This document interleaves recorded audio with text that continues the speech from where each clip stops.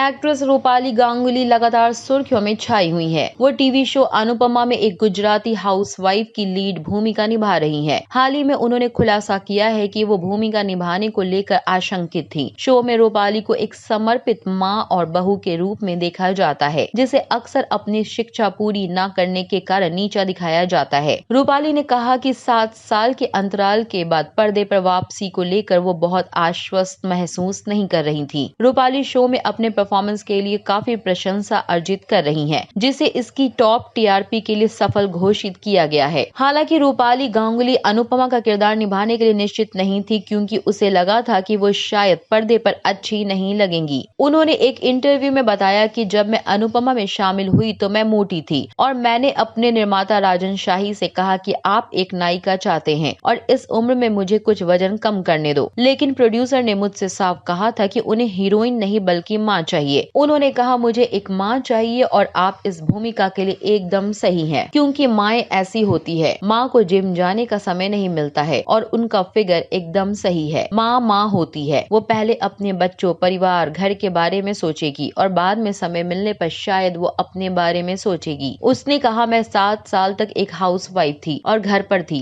इसलिए जब मैं शो में शामिल हुई तो मुझे अपने किरदार को लेकर शक था। क्या मैं ऑन स्क्रीन अच्छी दिखूंगी, क्या मैं मोटी दिखूंगी, खासकर तब जब आप एक अच्छे फिगर के लिए जाने जाते हैं। तो खुद को पर्दे पर स्वीकार करने के लिए और लोग मेरे बारे में क्या सोचेंगे, जैसे उसने इतना वजन क्यों बढ़ाया है, कैसा दिखेगा, क्या मेरा शो स्वीकार किया जाएगा, क्या मैं 7 साल के अंतराल के बाद अच्छा अभिनय कर पाऊंगी। इन सब सवालों के साथ रूपाली गांगुली को बिल्कुल भी अंदाजा नहीं था कि उनके कारण ये शो इतना हिट हो जाएगा।